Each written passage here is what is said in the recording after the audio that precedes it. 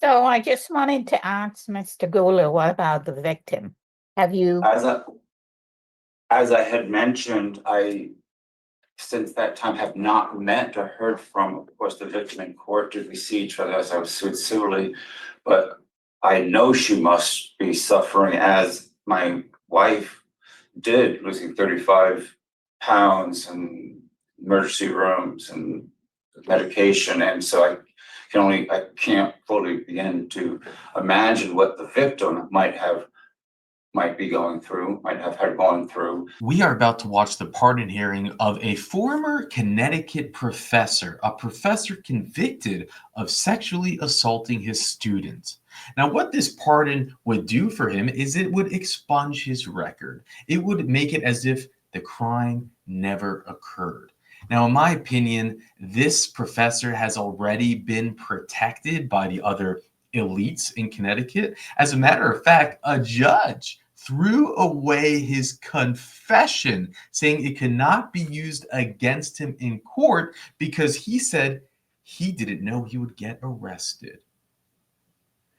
Furthermore, he was only given probation. He never spent a day in prison. And now, just years after his conviction, he is applying to have his record expunged.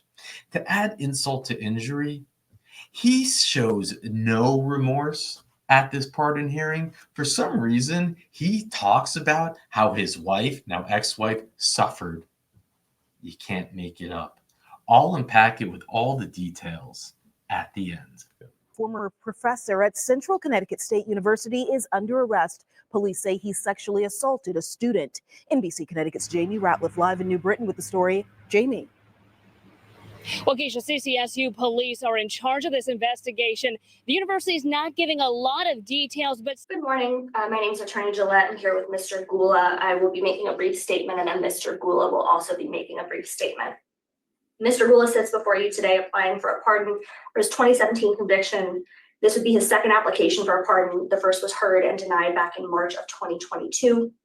Since 2022, Mr. Gula has engaged in counseling on a monthly basis consistently for the last 2 years, which I'm sure he would be happy to go into greater detail about.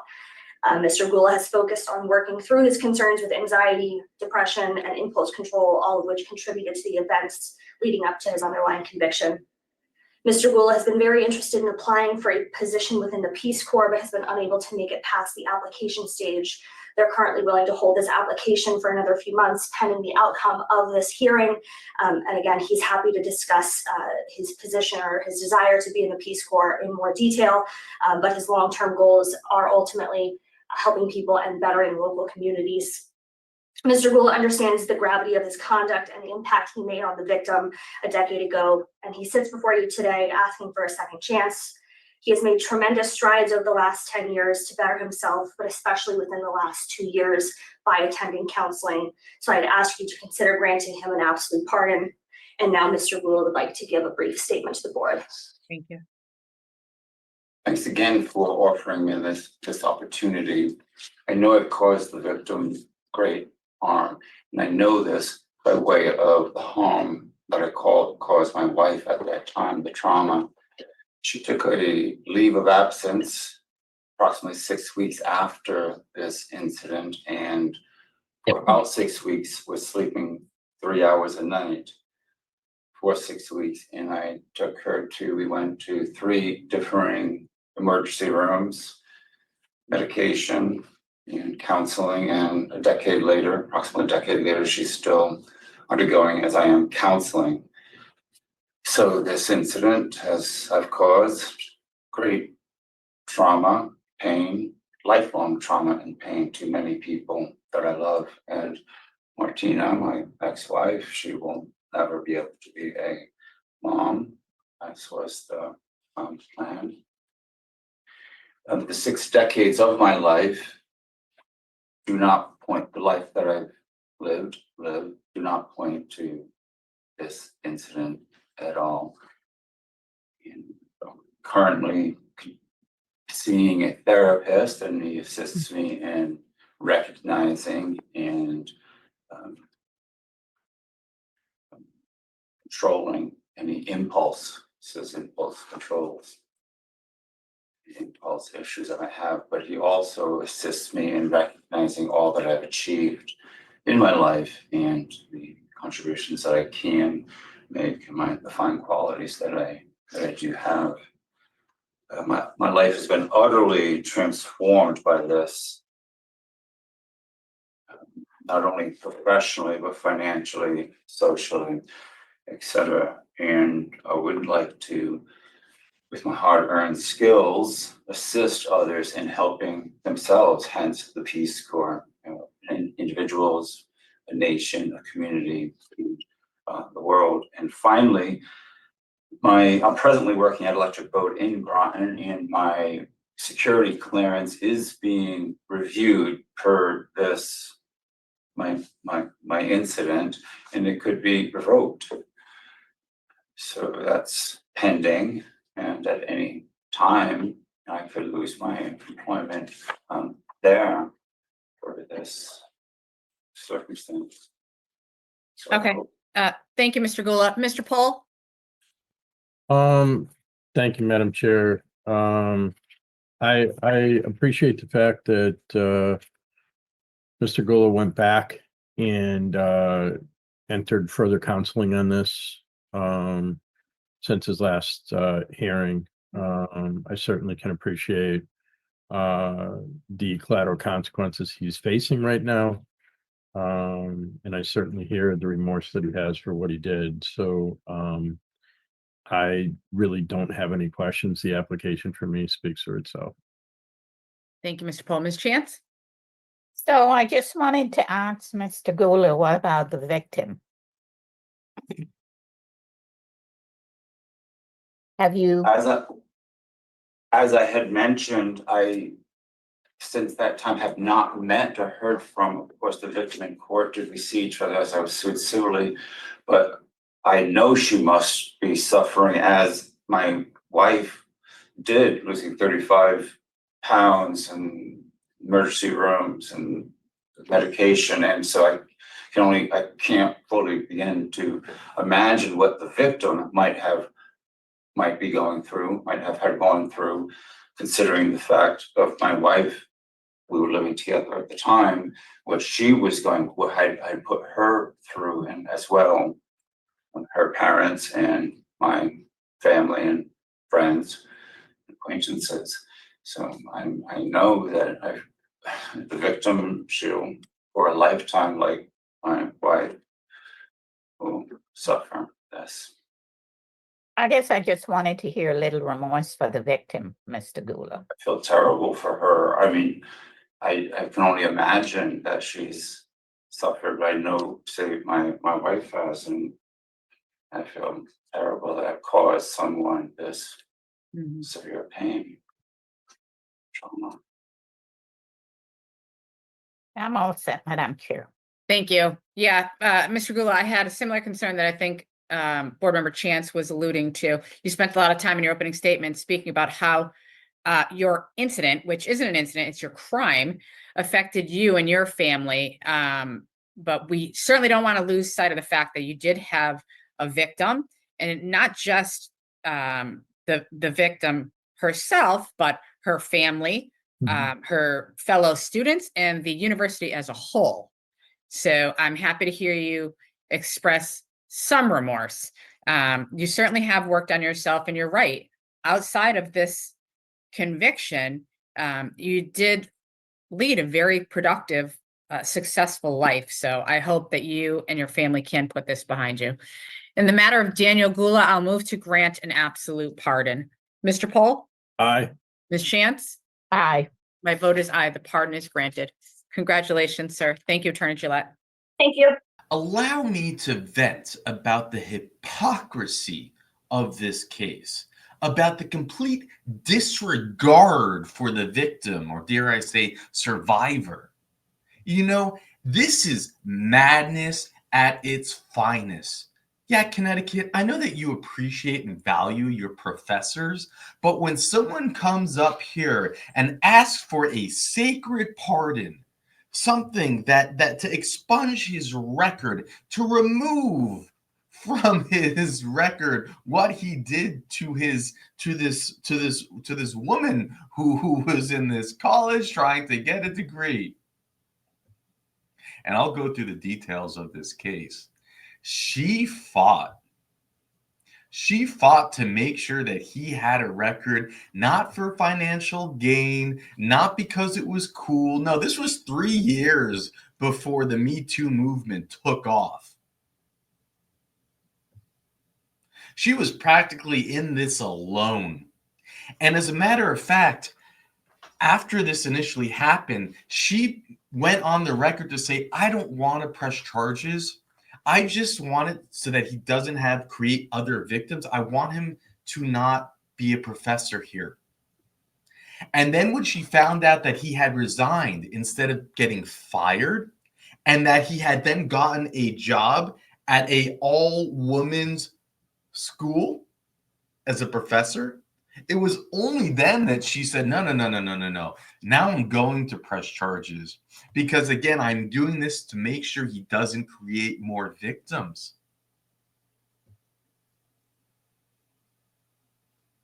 And he shows up here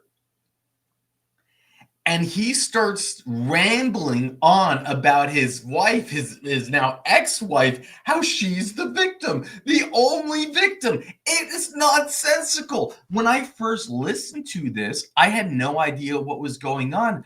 I was trying to come up with what it was because I thought maybe he was a doctor and he'd given medication to his wife and he had done something wrong to her. And then I sent the info to Sir Richard. Sir Richard said, no, this has nothing to do. All he did was talk about and then he spoke about her again.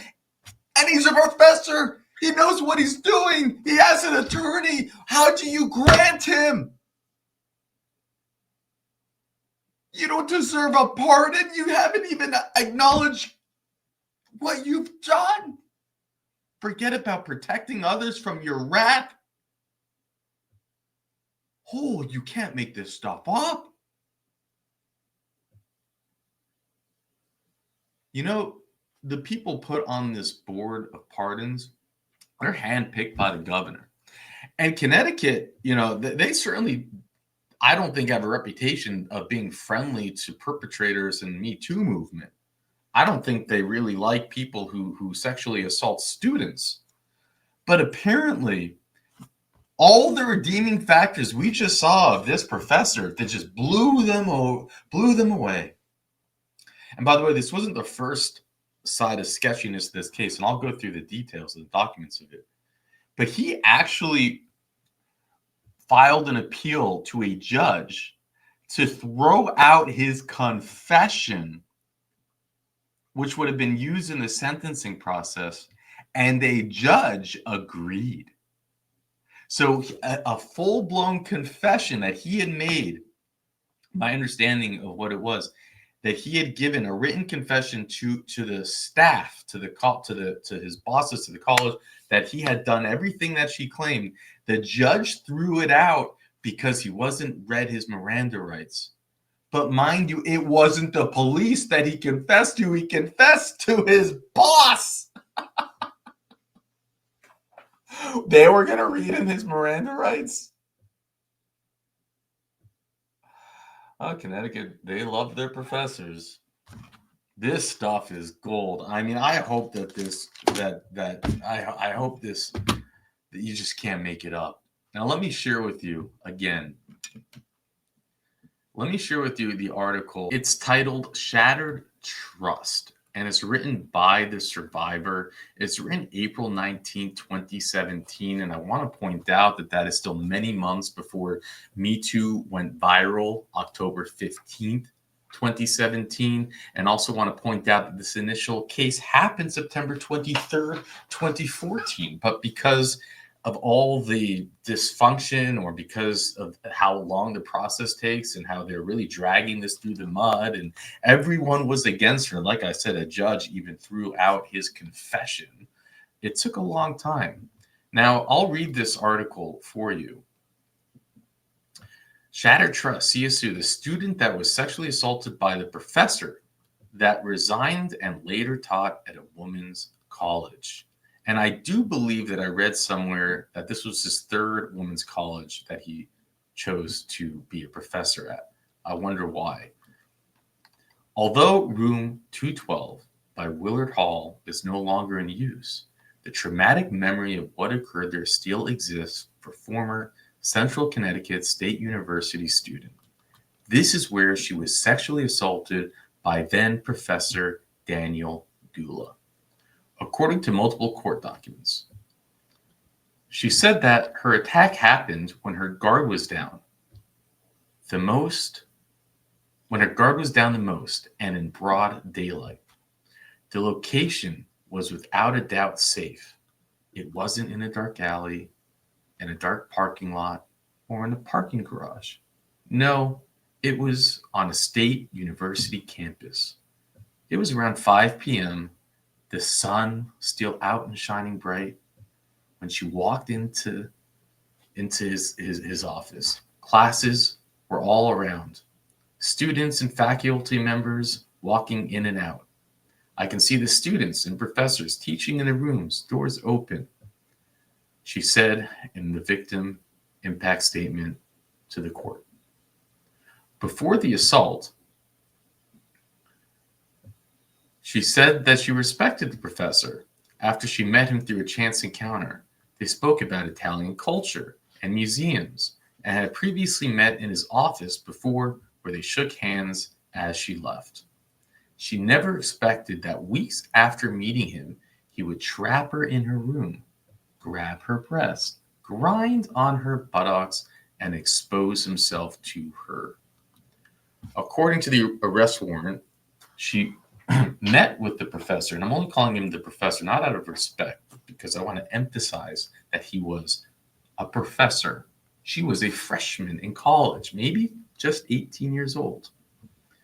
On September 15, 2014, to discuss an event she had attended. They conversed in his office, and the professor shut the door due to the noise. Once the door was shut, the conversation then shifted with the professor playing with his wedding ring and saying, "Shiny, shiny, pretty, pretty." She thought this was odd and got ready to leave for the class. It was then that the professor asked for a high five instead of the normal handshake that they do. Shortly after, he asked her for a hug. As they hugged, it was then that he squeezed her so tightly that she heard the professor's shoulder pop. The hug was the only way to restrain me, she said in her victim impact statement. She still remembers how she was backed into a small corner of the room as the professor began to sexually assault her. He backed me into the wall between the first desk in the room on the left and the bookshelves on the right. The area felt small. I felt trapped. I remember feeling like my brain was numb and my body was numb all over. I couldn't think clear. It wasn't registering what was happening to me. It was as if my brain was on overload and wasn't connected, she said in the victim impact statement. Cunningham told police that the more she tried to get away, the more aggressive the professor came. I kept trying to pull his arms and hands off my breast and body. He was untouched by my words to stop. He continued pulling and grabbing at my breast, she said in the victim impact statement. Cunningham said the event lasted 8 to 9 minutes. Can you imagine 8 to 9 minutes? It was never ending. She was fearful that if she screamed, the professor would do something else. And please, I want to point out again, this is before the Me Too movement. She did not want to press charges. She only pressed charges when she found out that he had resigned instead of getting fired and took a job at another college. That was the first time that she actually pressed charges, because she wanted to protect other students, okay? My thinking wasn't clear, but I was terrified and numb. If I screamed or made any sudden moves, I didn't know if he would strangle me to shut me up. She's genuinely in fear. His hands had been so close to my neck. I had no idea who this monster was. I had no idea what else he was capable of doing, she said in the victim impact statement. She told police that she was unable to yell but she did manage to convince the professor to stop. She then escaped the room and went to the class, although she was very late. Days later, with the support of her friends, she went to the Women's Center and reported the assault. The case was then passed to the CCSU Office of Diversity and Equity. According to the arrest warrant, CCSU police then spoke to the professor, to her, and she told them about the assault that had occurred. Later that day, the professor came into the CCSU police department to speak to them. According to the arrest warrant, he was told that he was not under arrest and could leave at any time. According to the arrest warrant, the professor adamantly denied any sexual misconduct, only stating that he gave her a hug. The police then told the professor that she was not going to press charges, and they were looking to get the truth to close the investigation. It was then that he admitted to the assault and signed a sworn voluntary statement attesting that what he did to her was true. After the interview was over, he was allowed to leave in the police station and according to the arrest warrant. So I guess I was wrong about the initial part about him confessing to the staff. Although it could be that maybe he did confess to the staff and later confess. I'm not quite sure where my lines might have crossed, but this confession was overthrown by the judge because he was not read his Miranda rights. Cunningham said in the victim statement that the CCSU police told her they had took the professor's badge and keys and fired him, but they lied. They didn't fire him. And then she elected to be withdrawn from her courses and was issued a refund. Months later, according to an investigation report done by Chief Diversity Officer Rosa, the report concluded that the professor violated the Board of Regents and Connecticut State College and University sexual misconduct, sexual assault, and intimate partner violence policy. The conclusion of the investigation was that the case was completed and closed, as the professor resigned from his position before the investigation was completed, according to the report.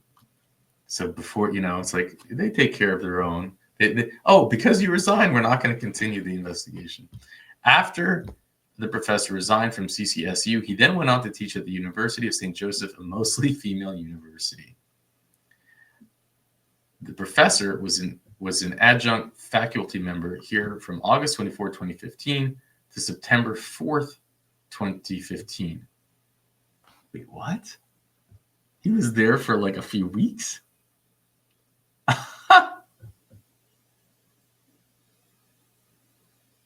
He was there for a second.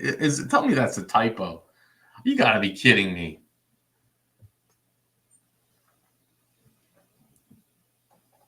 Almost a year after the assault, she decided to press charges when she discovered. See, this is a year after she decides to press charges. And again, this was because she found out that he was not fired and that he was working in another university. She feels she was betrayed by CCSU because they allowed him to resign, thus allowing him to go to teach at other universities. I believed he was fired. I believed they took his badge and keys the day he confessed. I believed this would forever stain his teaching record. After all, it was a criminal act, a felony, and 2 misdemeanors, and not just policy violations. I believed that a university had obligations by the law to ensure the safety of their campus and other campuses, she said in the victim impact statement. And I want to point out, some of you might say, well, why was she not here speaking at the pardon hearing? Because they do allow victim impact statements. And there's a few potential reasons for it. One is it's possible they cannot locate her. 2 is it's possible that when she got the notification, she was it's hard. It's very difficult. Sometimes they get very little notice. And it's hard for you just don't know what people are going through. There could be many different reasons why. And we won't know the answer to that. On August 14, 2015, along with CCSU victim advocate and violent protection specialist Sarah Dodd, met with CCSU police where Cunningham then pressed charges, and he was arrested for 3rd-degree sexual assault, 2nd-degree unlawful restraint, and disorderly conduct. The professor pled no contest and was found guilty of 2nd-degree unlawful restraint, 1st-degree reckless endangerment. He was sentenced to 1 year suspended jail and 2-year probation. According to her, a judge suppressed his confession because he confessed under the impression that he would not be arrested.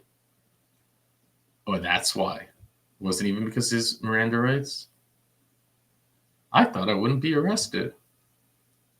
That is ridiculous. Again, that's a judge siding with the professor, in my opinion, because how many times have we seen in the true crime community where a police officer would say, don't worry, just say it, you won't get arrested. Or in so many words. I mean, how can you win the argument of I was under the impression I would not get arrested? She did file a civil suit against him, and she's being represented by this attorney. But again, keep in mind, this is years later. The event took place more than 3 years ago, and she's still suffering from post-traumatic stress. And this was, again, I want to point out this, there are articles written about how upset she was immediately, with how it happened, not 3 years later.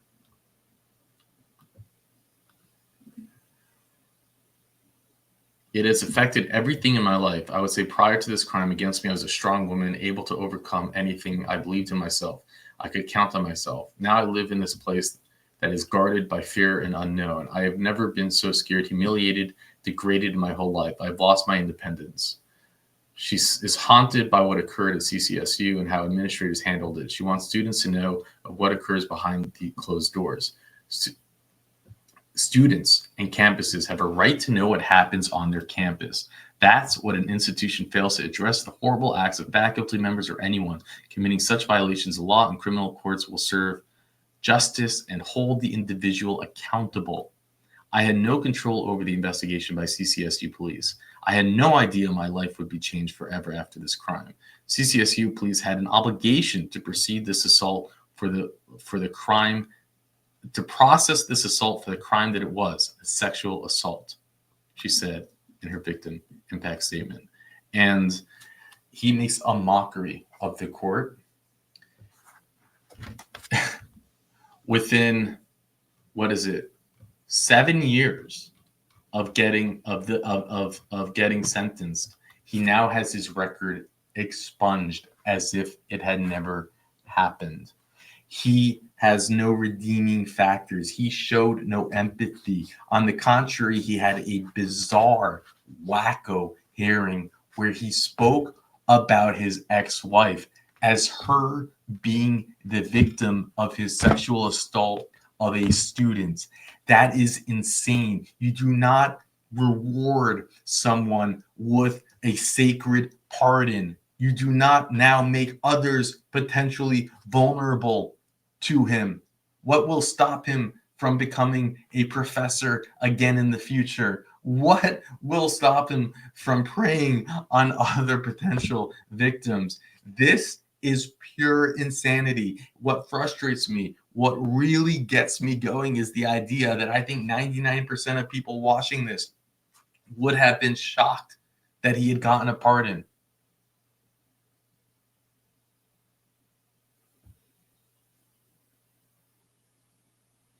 It was probably the worst statement we have heard from anybody requesting a pardon. And he was given a cookie at the end of it. Make it make sense. And with that, I'll let you go. Yeah, Mr. Gula, I had a similar concern that I think Board Member Chance was alluding to. You spent a lot of time in your opening statement speaking about how your incident, which isn't an incident, it's your crime, affected you and your family. But we certainly don't want to lose sight of the fact that you did have a victim, and not just the victim herself, but her family, her fellow students, and the university as a whole. So I hope that you and your family can put this behind you. In the matter of Daniel Gula, I'll move to grant an absolute pardon. Mr. Pohl? Aye. Ms. Chance? Aye. My vote is aye. The pardon is granted.